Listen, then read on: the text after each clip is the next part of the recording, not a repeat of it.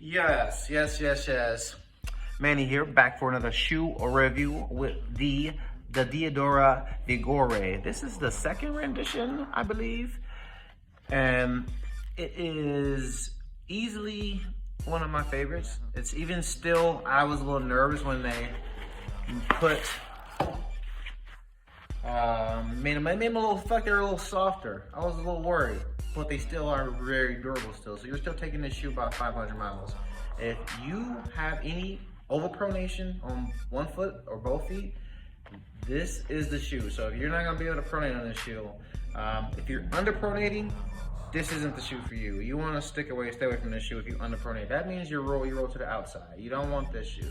It's gonna kick you to the outside further, and you're gonna have some Achilles and IT annoyance. But if you heel strike, midfoot strike, forefoot strike, definitely if you're heel strikers. I highly encourage a lot of heel strikers, if you do that, this is a shoe for you. 10 millimeter offset from the heel to the ball of the foot.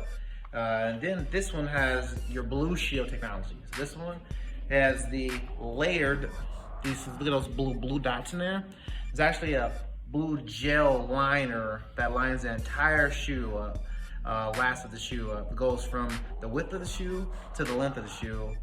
And these tiny little dots there, tiny little individual little silica little pockets, gel little silica pockets.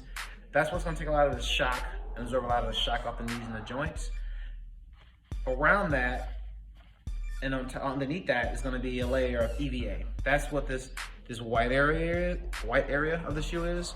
It allows this EVA, so it's a form of a compound. That's what gives you a little bit of the bounce off the ground and the rebound.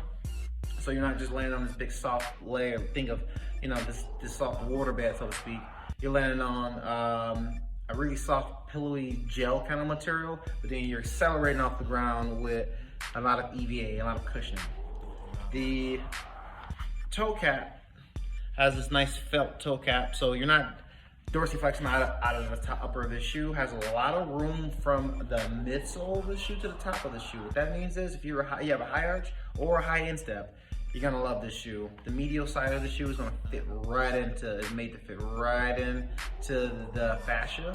The heel to the ball of the foot, just gonna fit right into that. The arch has a really soft, plush area there on the medial side that's made to kind of nestle into the arch, where it's not uncomfortable for someone that has a low arch, but it's gonna be extremely comfortable for someone that has a medium to high arch.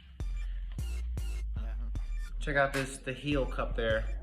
Really made to kind of line you in the mid side of there, but at the same time, if you underpronate, you don't want, this isn't ideally the shoe for you. But if you overpronate at any kind of capacity, whether it's a 1 foot or both feet, whether you heel strike, it's gonna allow for a lot of that shock absorbency in this part of your foot. But super narrow though, still gonna hug you and not gonna allow for you to kind of slip and move around in the heel.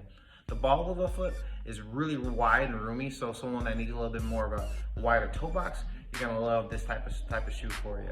Easily 500. I've had some people take it 600 miles. I've ran them. I ran my what year? Actually, it was 3 years ago. I ran the 2020 marathon in this shoe. So a little earlier version of the same exact shoe. And what I also like about it is the traction. You can see, get a little taste of those treads right there. Look at that. This is a road shoe, so has that D, what is that, I want to say it's a D5000, yep, all right, D5000, has a D5000 traction on the outer sole, so it's similar to, it's like the carbon rubber, it's the same stuff they put on car tires, so it's a highly abrasive outer sole. So even though it's a really firm, yet soft shoe, it's still super flexible. So you're not gonna be able to, feel like you're just locked in this kind of this brick of shoe, but because it's not super heavy. You are getting close to your 10 ounces, which is phenomenal. Most times these shoes, like with this much stability has, it's gonna be 12 ounces or 15 ounces. Yeah, but enough about this shoe. I think it's time for you to go ahead and put a pair on today.